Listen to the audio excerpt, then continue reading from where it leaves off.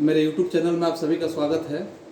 खासकर मैं 10 क्लास के वैसे बच्चे जो अभी इस साल 10 क्लास में प्रमोट होके गए हैं, क्योंकि आप लोगों को पता ही है कि इस साल परीक्षा होने वाला आप लोगों का नहीं है, लेकिन आप लोग प्रमोट होके अगले क्लास में जाएंगे ही। तो पिछले जो सीरीज हम लोगों का कंप्लीट हुआ है, उस सीरीज में जैसे हम लोगों ने देखा है कि संस्कृत के आज हम लोग 5वें सीरीज में हैं। तो संस्कृत के 5वें सीरीज में हम लोगों का पाठ का नाम है पंचम पाठ। अर्थात आप जान रहे हैं कि जो भी हम लोग का सीरीज चलता है वो सारे सीरीज में हम लोग ऐसे भी कर सकते हैं कि पाठ 1, पाठ 2, पाठ 3 जो है, यानी प्रथमा पाठ, द्वितीय पाठ, तृतीय पाठ, उसी को मैं सीरीज में वितरण किया हूँ। तो संस्कृत के आज हम 5वें पाठ में 10वें वर्ग के, यानी हम लोग का वर्ग कौन सा है, तो हम लोग 10वें वर्ग के हैं। इसमें 5वें पाठ में हम लोग देखेंगे भारत महिमा के बारे में। तो भारत महिमा के बारे में तो आप समझ रहे हैं, जिस भारत देश में आप रहते हैं, इस भारत देश में भारत महिमा के बारे में आप बहुत बातों को जानते हैं कि भारत महिमा जो है या किस तरह की भारत भूमि का हम लोगों के ऊपर अपना एक महत्वपूर्ण उद्देश्य है। और उस उद्देश्य को अब हम लोगों के माध्यम से, जैसे एक अपने माता के हर एक कार्यों की पूर्ति, यानी कि उनकी किए गए उपकारों का बदला जब हम नहीं दे सकते हैं, उसी तरह से हम भारत भूमि यानी इस मातृभूमि की भी उपकारों का बदला कभी नहीं दे सकते हैं। तो इस पाठ में हम बहुत बातों को देखेंगे जो श्लोक के माध्यम से वर्णन किया गया है। इस श्लोक के माध्यम से हम बातों को समझेंगे, देखेंगे। लेकिन इस पाठ के सबसे पहले निचोड़ के रूप में जैसे दिया हुआ है, इस निचोड़ के रूप में हम देखेंगे कि अस्माकम देश, हमारा देश जो है, भारतवर्ष मिति कथ्यते, हमारे देश को भारतवर्ष नाम से जाना जाता है। अस्य महिमा सर्वत्र गीयते। आप इस बातों को समझ रहे हैं कि अस्य महिमा सर्वत्र गीयते, इसकी महिमा सभी जगह पे गाई जाती है। पाठे अस्मिन विष्णु पुराणात भगवत पुराणात च प्रथमम द्वितीय च क्रमशः पदम गृहीतमस्ति अवशिष्टानि पदम अध्यक्षणम निर्मिता प्रस्तावितानि भारतम प्रति भक्ति स्मारकम कर्तव्य रूपेण वर्तते। अर्थात आप इसमें सीधे शब्द में यह समझ सकते हैं कि भारतवर्ष की जो महिमा है, इस भारत भूमि की जो महिमा है, इस महिमा को अगर हम किसी भी तरह से तुलना करने का कार्य करें, किसी भी तरह से हम इसे तुलनीय नहीं मान सकते हैं। तुलनीय इसलिए नहीं मान सकते हैं क्योंकि इसमें इस पद में जैसे वर्णन किया गया है, इस पद में हम देखेंगे कि भारत के प्रति हम लोगों की भक्ति भावना जो है, या देवताओं की भक्ति भावना है। देवता भी भारतवर्ष में कैसे जन्म लेने के लिए तरसते हैं। यह भारत भूमि इतना महान है, या विश्व के सभी देशों में इस भारत का एक अपना सबसे उत्तम स्थान माना गया है कि यहाँ देवता भी जन्म लेने के लिए तरसते हैं। तो फिर हम मानव किस गिनती में आ सकते हैं जो इस भारत भूमि में जन्म लिया है। इस सीधे शब्दों में आप जानिए कि उससे महान दूसरा कोई नहीं हो सकता है। तो इस पाठ को हम शुरू करेंगे, जिसमें सबसे पहला श्लोक हम बताएंगे। लेकिन इससे पहले मैं आप लोगों को वह पुरानी बातें फिर से एक बार याद दिला देता हूं कि यदि आप मेरे YouTube चैनल को देख रहे हैं तो निश्चित रूप से सब्सक्राइब कर लें, ताकि जो भी मेरा वीडियो अपलोड होते रहेगा इसका नोटिफिकेशन तुरंत आप लोगों के पास तक पहुंचते रहेगा। तो देखिए, इसमें जैसे सबसे पहला श्लोक आपका दिया हुआ है। अब खंड विखंड, इसका खंड बाई खंड करके देखेंगे कि खंड खंड में आप इसके अर्थों को बेहतर ढंग से समझने का भी प्रयास करेंगे। लेकिन ध्यान पूर्वक इस पे आप कंस्टेंट होकर जब समझेंगे तो निश्चित आपको समझ में आएगा, और आपके परीक्षा के लिए उपयोगी ही नहीं बल्कि आप इतना तो जानते हैं कि आपके 100 अंक के यह परीक्षा होता है संस्कृत का भी, और आपके रिजल्ट में महत्वपूर्ण भूमिका निभाता है। इसमें जो बच्चे कमजोर नंबर कर लेते हैं, जिनका नंबर इसमें पुअर हो जाता है, निश्चित रूप से वो बच्चे जो होते हैं डिवीजन को छोड़ के पीछे निकल जाते हैं, वो आगे कभी नहीं बढ़ पाते हैं। तो इसलिए इस पर आपको ध्यान देने की जरूरत है। जिसमें आप देखेंगे इसमें कि गायंती देवा किलम गीत काने ध्यान स्तुते भरत भूमि भागे स्वर्गा पवर्गा अस्पद मार्ग भूते भवंती भुव पुरुषम सुरत्वात। अर्थात इस श्लोक के माध्यम से यह बताया गया है कि गायंती देवा, देवता भी गीत गाते हैं, गायंती देवा देवता भी गीत गाते हैं, किल गीत काने ध्यान स्तुते भारत भूमि भागे, यानी देवता गण जो होते हैं गीत गाते हैं कि स्वर्ग और मोक्ष को प्राप्त करने के लिए, या प्राप्त करने वाले अगर मार्ग पे स्थित अगर भारत के लोग धन्य हैं।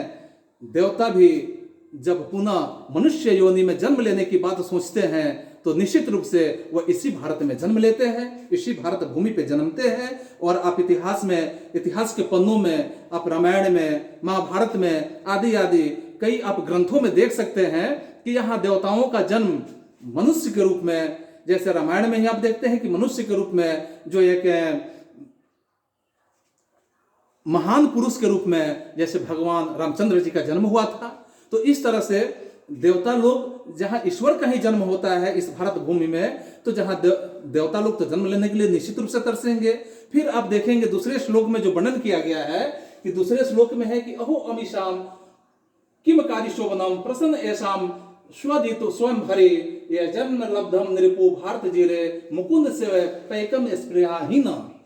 अर्थात आप इस श्लोक के अर्थों को इस तरह से समझ सकते हैं कि अहो अहिंसा, यानी कि भारतवर्ष जो है, इस भारत भूमि में जन्म लिए हुए मनुष्य की विशेषता बताते हुए स्वर्ग के जो देवतागण है, स्वर्ग के देवतागण कहते हैं कि आहा, वे लोग कितने भाग्यशाली हैं, यानी कितने आश्चर्य की बात है कि वे लोग कितने भाग्यशाली हैं जिनका जन्म भारत में हुआ है।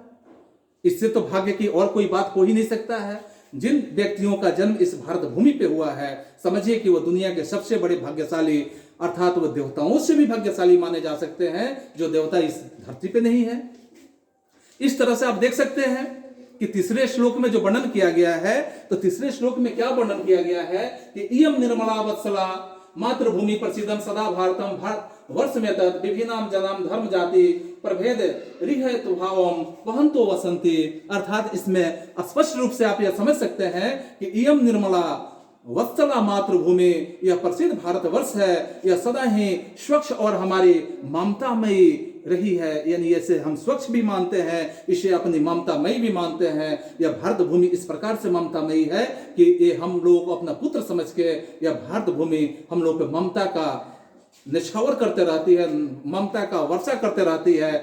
अर्थात विभिन्न जना धर्म जाति प्रभेद रिहक भावत बहंत वसंती। यहाँ धर्म और जातियों में विभिन्न अगर हम देखते हैं धर्म और जाति के रूप में कि विभक्त विभिन्न लोग एकता के भाव को धारण किए हुए हैं और सभी लोग एक सूत्र में बंधे हुए हैं, एकता के एक चैनल में बंधे हुए हैं, एकता के एक रूप में बंधे हुए हैं, चाहे वो किसी भी धर्म के हों, किसी भी जाति के क्यों न हो, क्योंकि यह भारत भूमि की बनावट ही इस प्रकार की है कि यहाँ सभी लोग एक जैसे एक दूसरे से मिलजुल कर रहने की एक परंपरा में है और इसे रहते भी हैं। अगले श्लोक में आप देखेंगे, यानी कि इस श्लोक में आप देखेंगे कि विशाला अस्मदिया धारा भारतीय सदा सेवितम सागरम रम्य रूपा बने पर्वत निर्झरे अर्भभूति बहंती भीरेशा शुभम चापगा भी। अर्थात इस श्लोक के माध्यम से ये हम लोग के बीच एक बातें बताई जा रही है कि हमारी भारत भूमि अगर है तो वो विशाल है, मनोहर है, रूप वाली है, शुभ दिव्य ऐश्वर्य को धारण करने वाली है। यह सागरों, वनों में, पर्वतों, झरनों तथा सदा बहने वाली नदियों से युक्त है। अर्थात इतने व्यवस्था, इस तरह के प्राकृतिक सौंदर्यता, इस तरह की एक रूपता अगर देखा जाए तो दुनिया के किसी भी देशों में नहीं है। अर्थात ये इस तरह से अपने स्थिति को धारण की हुई है कि जैसे कहा जा रहा है अभी कि सागरों को देखिए, वनों को देखिए, पर्वतों को देखिए, झरनों को देखिए और सदा बहने वाली कुछ ऐसे पवित्र नदियों को भी देखिए जो इस भारत भूमि से जुड़ी हुई नदियां हैं। इसलिए यह भारत भूमि और भी ज्यादा पवित्र और भी ज्यादा हम लोगों के लिए पूजनीय बन जाती है। ऐसे भारत भूमि में निश्चित है कि देवता भी जन्म लेने के लिए तो तरसेंगे ही। फिर आप अंतिम श्लोक में देखेंगे कि अंतिम श्लोक में जो वर्णन किया गया है कि जगत गौरवम भारतम शोभनीयम सदा अस्माभिरे तथा पूजनीयम भवेद देशभक्ति समेषाम जनानाम परादर्श रूपम सदा वर्जनीयम। अर्थात इस श्लोक के माध्यम से यह स्पष्ट किया जा रहा है कि वैसा शोभायुक्त, यानी कि यह भारत भूमि ऐसा शोभायुक्त भूमि तथा संसार का गौरव, यह भारत हमारे सदा, यानी कि सदा अगर हम कहें कि सदा से यह पूजनीय है, यह भारत भूमि हमेशा से पूजनीय रही है।